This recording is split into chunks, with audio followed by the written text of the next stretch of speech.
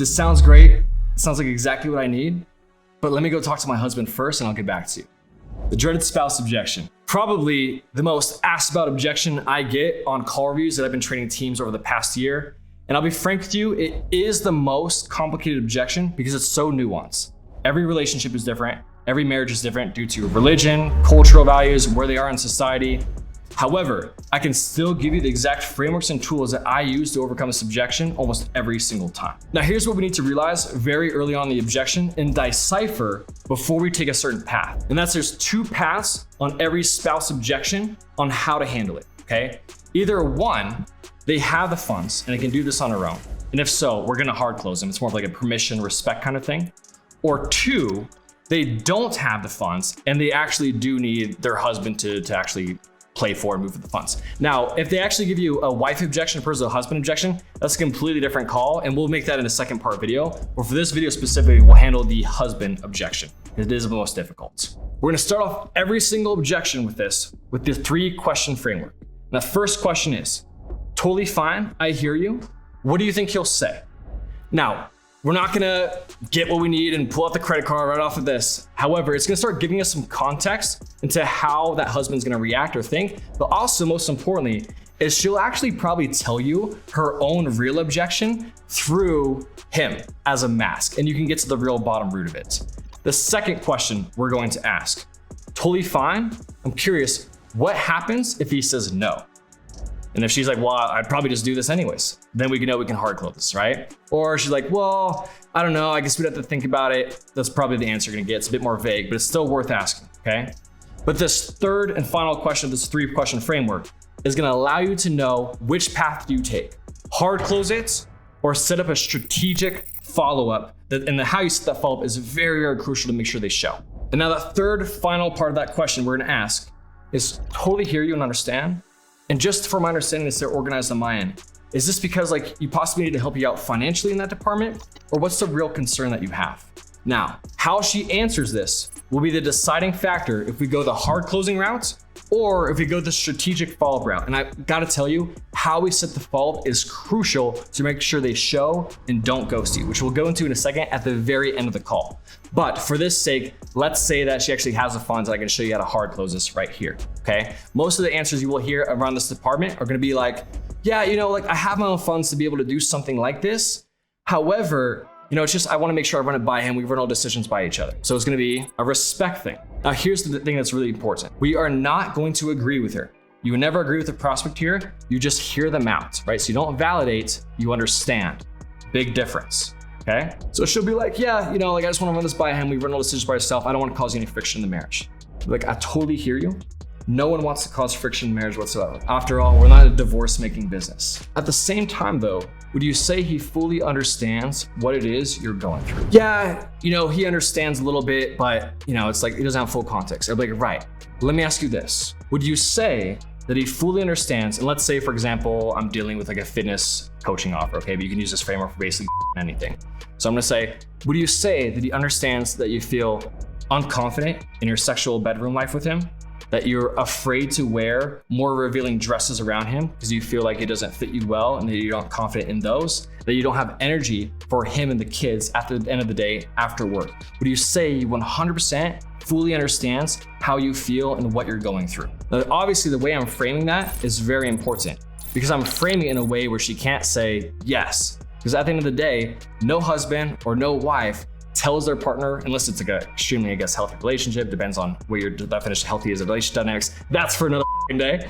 But in here, I can say the majority of people don't fully communicate on the deepest, darkest subconscious level how they feel to their partner, right? So I'm gonna use that to my advantage here. Now, what I'm gonna do next and what I'm gonna follow this up with is very important. And the way I wanna break it down to you is anytime you have an objection, what you're getting is a belief. So what I'm gonna do here now is change the definition of the belief. That belief being doing a decision without my husband is disrespectful. And here's how we change that. Like, right, I totally understand. And obviously it's not his place to fully understand exactly what you're going through, because at the end of the day, we all have our own problems, we all have our own demons, we all have our own struggles that we're going with, right? But in fact, wouldn't you say it's a bit unfair to put all that pressure on him for something that he, 1, you said he doesn't fully understand, for 2, he wasn't even on this call and had zero context whatsoever on what's going on here. And then 3, finally on the situation, he's not even able to ask questions being included. In fact, isn't that unfair to put all that pressure on someone else and expect them to make a decision for something that's really ultimately for you? So what you see I did there is I changed the belief of making a decision without my husband is disrespectful to, it's actually disrespectful to put all that pressure on someone to make a decision for me when they don't even know what I'm going through and they don't have any context on what their solution's about. See what I mean there? Now here's the thing with objections. You're not gonna do this and be like, oh, Temple, I didn't get the credit card, so you just didn't pull it out and give me the Amex. That's not how objections work.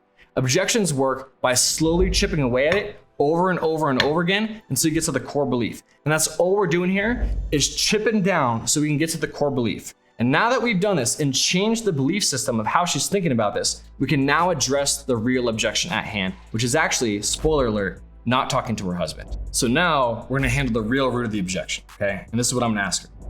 So let me ask you this.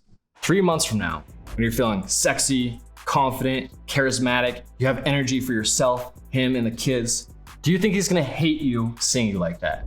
Yeah, he'd hate me seeing my best version of myself. No, he'd be thrilled, right? And how would you feel? Also amazing, right? So let me ask you this. If you know with 100% certainty, 3 months from now, that's exactly how you're gonna feel, what would be the reason from either of you not wanting to do this? And then what you'll get to this, because I notice how I said 100% certainty. She'll be like, well, yeah, if I knew like 100% certainty that it would be there, now we address the real objection, which is he never actually wanted to talk to the husband. It was a smokescreen all along for uncertainty and doubts that this would 100% work for her. You see, that's why most let me talk to the husband objections end up ghosting, especially for B2C. Because you think you're handling an objection, that's not the real objection, and then you hop off, and then obviously the real objection stole you the sale, and then you're just confused and hopping on one of my call reviews and saying, hey, I didn't close this deal, what happened? That's what happened. So that's how you handle that objection, right? If you remember at the very beginning of this video, what we talked about is that there's 2 paths to handle this objection. One is hard closing, one is setting a strategic follow-up. That was obviously the hard closing department. Now I'm gonna show you how to set a strategic follow-up. So when you go back to those 3 original questions, right, is what do you think he'll say about this? What happens if he says no? And then the financial question. If she answers back, yeah, you know, we do split all the same financial accounts, and like I would need his support and his permission to run a payment this big. That's normal. I just wanna throw that out there. I hear a lot of closers like, oh, that's a smokescreen. No, not everyone's well off like you, making $20,000, $30,000 a month. Some of these families are pulling in $3,000 collectively to spend $4,000, $5,000, $6,000 on a high ticket program. They gotta run that by their husband or their wife. That's just normal, right? So if we're in that spot, here's how we handle that. Because how, again, we set the follow-up as key, otherwise they will go ghost. So here's how I approach it. Totally understandable. I definitely don't want to make a decision that's gonna cause any strife in a relationship without him being present. However, before you hop off here, is it okay if I give you some coaching on how to speak to him? She'll obviously say yes, so I'm asking for permission, right? And then I'm gonna give her what she needs, because the biggest thing we wanna realize is if she doesn't know how to communicate to him, spoiler alert, most people actually don't know how to communicate to other people, especially their significant others. Then she's not getting the point across correctly, and he's gonna immediately shut it down, right? So we need to teach her how to communicate to men, because most women don't know how to communicate to men. Go figure. So here's how we're gonna do that. So like, okay, awesome. This is after she gave me permission, right? Then I'm gonna say, here's the thing. I've been on dozens of these calls and I've seen dozens of outcomes. And what most people do is they wait for their husband to get home. He's grumpy from work. The kids are screaming. There's a million things going on. And then he already has so much on his plate and you throw that one last needle in the haystack. You say, hey, talk to this random stranger online. He's gonna help me out with my fitness coaching. It's $6,000. What do you think? Can we do it? What do you think he's gonna say? No. So instead, here's how you should approach it. And what I've seen working with dozens and dozens of clients that have been in the situation and helping to get through it successfully. What you wanna do is he gets home from work, we'll say, hey, not right now, no rush, it's nothing urgent, but when you have some time later, 5-10 minutes a day, I like to talk to you if that's okay. He'll obviously say yes. You wait for a quiet time when there's no distractions with work, the kids are asleep, dinner's made, whatever it may be. And then what we do is we bring to him what's going on. And how we bring it to him is very important. What we're gonna say is this. Okay, so you know how I've been dealing with XYZ problem for the past XYZ years? Well, it's actually been really making me feel deep down, to be frank with you, XYZ way. And I've done my research over the past XYZ months, looking at X amount of programs and talking to X amount of trainers online, trying to find the best people possible. And out of all that research, I found this one person. His name is Temple Naylor, and he has the best case studies and track record in the space, exactly what I'm dealing with. Here's some of his videos. Show him the case studies, show him the testimonials, show him the social proof, right? Then you bring it back to you. And that said, I know you weren't on this call, and if you want to hop on this call and ask him some questions, he's definitely able to set that up. But really what I want to ask for you is your help in helping me feel my best version of myself so I can show up for myself in the most powerful way, but I can also be the best version of myself for you and the kids, which is what I really care about deep down. And then what are we doing there, right? One, we're addressing how he's gonna think, which is logic and reasoning. The number one he's gonna wanna think is this an emotional decision, or did she do her research? So I'm putting the research in there for her, right? The next thing that a husband's gonna think, okay, what is the legitimacy of this? So I'm showing all the social proof, right? And then lastly, it is what it is. Everyone is predominantly, a little bit selfish deep down. So we're tying it on, this is actually the best thing for him because he's gonna be the best version of his wife that's an absolute smoke show, confident, has energy, etc. What do you think he's gonna say to that? He's gonna love it, right? And then what I'll do is I'll bring all this to her. I'll say, and that's how you handle it. So let me ask you this. How are you gonna talk to him? Are you gonna go at him at the end of the day and throw down this random call being $6,000? Or are you gonna approach it this way? You obviously wanna get her commitment. She's like, I'm gonna approach it that way. I'm like, perfect. And here's the thing. I'm gonna use the same frame that I gave earlier about the changing the belief, if you remember that, right? I'm gonna say it's actually gonna be not that respectful to ask him to make a decision right there on the spot. So what I want you to do is bring it to him, have him bring his questions, and then we can just schedule out 10, 15 minutes later today or tomorrow, and we can power through those questions so that way he can make a decision that's actually informed and not speculation, which again, is not fair to him to do without that. What do you say? Okay, great. Does tomorrow or the next day work best? Okay, morning, afternoon, this time, and then you lock it in, right? And that's how you set a strategic follow-up. Now, what's really key, bonus round. After you do that, the objection is not done yet. Because if he does have some doubts, you're gonna find out about it through a canceled appointment or her texting you saying, hey, appreciate all your time. For now, it's not really the best thing. We got a bunch of other things going on right now. Can you circle back in the future? We've all gotten those texts, right? So what I'm gonna do is before the appointment, before she's reached out, I'm gonna text her and say, hey, how did your guys' chat go? What questions did he have? I'm just gonna text her that, right?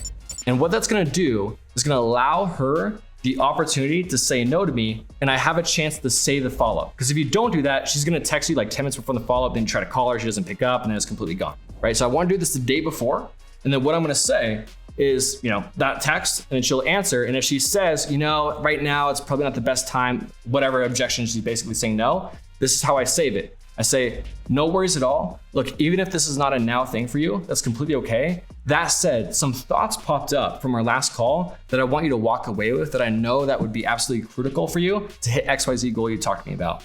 Do you still want to hold on for 10 minutes to run you through that? And obviously, curiosity killed the cat. She's gonna want to hop on. And then from there, you can find a way to hard close her, whether it's on a greasy payment plan, a refundable close, possibly like in 30 days if she doesn't get the result she's looking for, something like that, right? You can get greasy with that and you have my permission too. And that's how you ultimately handle that objection, is you ask those 3 questions, you decipher if you're gonna hard close or go the strategic follow-up route, and then from there, you follow each path that I gave in this call, and you go get that sale for me. One last bonus I wanna leave you off with real quick. I have been in situations where strategically, she actually had to have the husband support her financially and get that permission, and the husband said no. That doesn't mean the deal is lost, okay? I've actually had the wife still hop on the call after I shot that text and did that, reframing framework. And she hopped on and I kind of made a joke out of it. But I did say, I was like, look, at the end of the day, this is not Afghanistan. You're allowed to have your own credit card. You're allowed to make your own financial decisions and you're allowed to do what's best for you. So even though he might not understand it now, and that's okay, he probably just doesn't understand it because he's not seeing the full picture that you're seeing. So why don't we do this? Let's figure out a way to get you started. And I promise you, the last thing he's gonna do is hate and find out once you've lost 30 pounds and you're feeling the best way possible that you spent $3,000 a couple months ago. I think we both agree to that. So what do you say about getting creative here? And then help her apply for a credit card, PayPal credit. There's a million things you can do. Sometimes I just have wives honestly just hide the money and set it on Zelle or Cash App, something like that. You just gotta get creative. So I hope this helped you out. I hope this helps you slay your next couple of objections with the husband objection. And if you want to hear part 2 on how we handle it, he says, I need to speak to my wife, which is an entirely different framework, drop part 2 down in the comments below and we'll handle it. Until then, keep being a sales weapon. Talk to you soon. Foot on the devil's net for the law. I'm done tap dancing on tour. No more interviews with the falls. Y'all can't even keep score. I pissed on my Grammy.